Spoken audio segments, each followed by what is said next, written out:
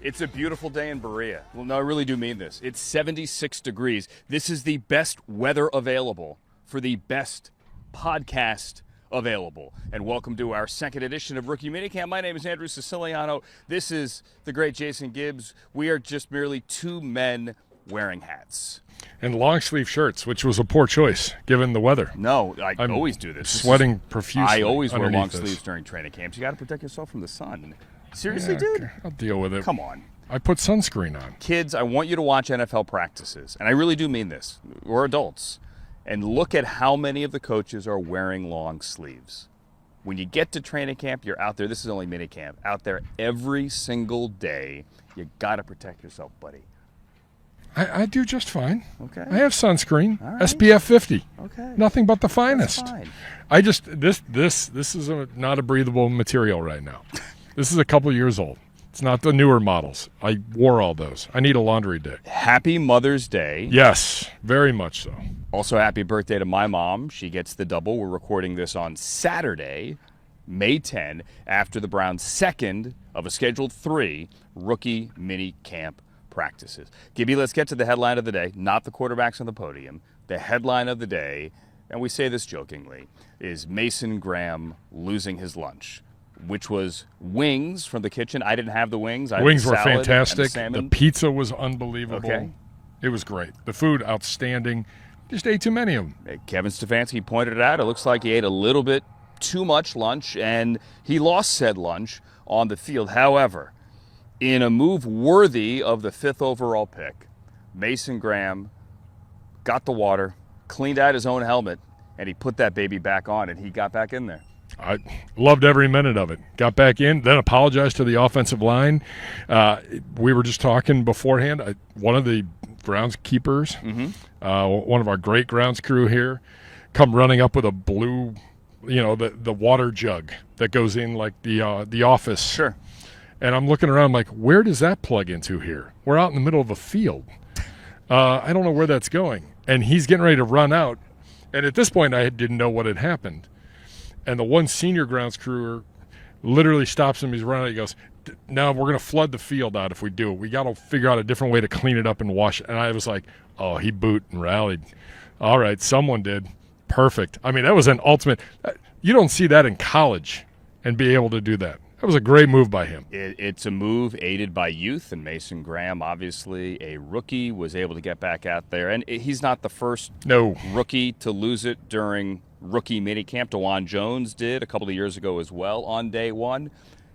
Worked out okay. Mason Graham, I have no doubt it is going to work out okay. And I also have no doubt it's going to work out okay for both of these quarterbacks. Today was the first time that Dillon Gabriel picked 94, Shedeur Sanders picked 144, were on the podium speaking to the Cleveland media and the assembled media nationally as well. Kimberly Martin from ESPN was here, other national coverage. The first time since the draft. I thought they were both great. And I'm not just, trying to blow sunshine like the sunshine coming down on our heads here as well. They both, if taken individually, if they were the only quarterback that was drafted by the Browns, I think Browns fans would love each of them, and they will love both of them, but they were very, very different. Let's start with Dillon Gabriel. He was up first.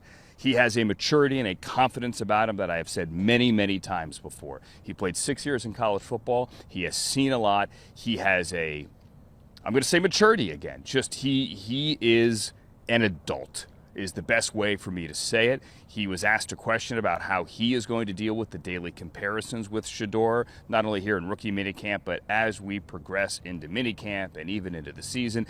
And he said, well, not attacking the person who asked the question, I don't like that question because it can only divide us. It's me, it's Shedeur, it's Joe Flacco, it's Kenny Pickett, it's Deshaun Watson. He listed all 5. And focusing on that will divide our quarterback room and divide our locker room, and I'm not for that. Yeah, I thought that he came across really, really well. Answered every question. There was never a second of hesitation. Never. And if there was something that he couldn't answer, he was pretty blunt and said, "Come back to me in 2 weeks. I can answer that question. I've been here for 24 hours, 48 hours now. Yeah. I can't answer that. I don't know how to answer that. I know what we have. I know what we've done. I know where I want to get to and where we want to get to as a football team." A lot of we with Dillon Gabriel.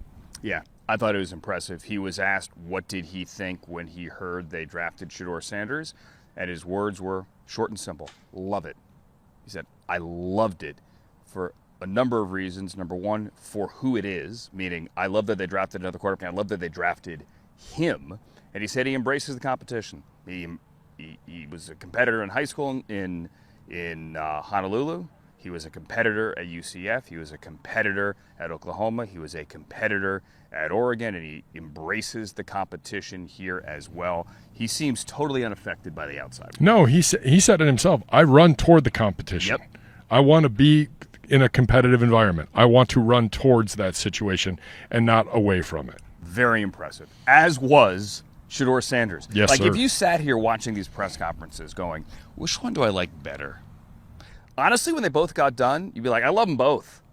Truly. Shedeur, $1 million smile. Very confident. I thought he said all the right things, including, I'm not here to prove people wrong. I'm here to prove myself right. It was great. I mean, he was humble. He talked about giving back and why he was at John Marshall High School, for example, and giving back to the community and being in Northeast Ohio. Truly fantastic. An interview that we're going to play in a few minutes, I got the impression from him, Gibby, as well, that he was just happy to be grounded anywhere, to have the pre-draft process behind him, but like being able to sit in a hotel room, watch the Cavs game last night, be in his playbook, and just have a place to call home. I think that he did a fantastic job. He looked more relaxed on day two. Day one, it's your first day. There's a lot going on. The cameras are out. Everybody's broadcasting. Everybody wants to see what you can do or what you can't do. And everybody wants to put a label on things and judge on May 9th, which is crazy to me. So today, much more relaxed. He gave great answers, but he also had some fun. Like at the end, are you gonna try to buy number two, the Right. number two? And he was like, my signing bonus is not big enough for me to go down that road. Or even the first question, which was something along the lines of, why are you so popular? And I think he came back and Why do you think I am? why do you think? And the response was, well, you're likable. I said, okay. Yeah. Well, Yeah. And then he flashes that smile. And it is a fantastic smile. Yep. You're gonna love them both. Hey, who's your favorite kid? Like talking to any parent, you love them both. You know, Gibby, I'm not gonna ask you, that question. But then I love you, buddy. you There you go. You eventually get to the point where they get out there on the grass and you make your own decisions. They've both had their moments on the field. They were both great on the podium. Dillon Gabriel picked off today in a red zone period by Carson Swessinger. May I ask you to make this a pro Carson Swessinger moment and not a anti-Dillon Gabriel moment, because the 33rd pick is supposed to be out there and make plays, and he did, and he looked good. The entire thing, as Kevin Stefanski has stressed, is a learning lab. Yeah. And again, you got another day tomorrow to put tape down, whether you're going to be here on Monday or whether you're not going to be. It's all about putting good work in and good tape down, and the guys have done that today, all 56 of them that are here. To quote Rasheed Wallace, both teams played hard, my man. Both teams played hard. Both quarterbacks played hard. Both running backs played hard. All of these rookies look good. It's their first step in the journey.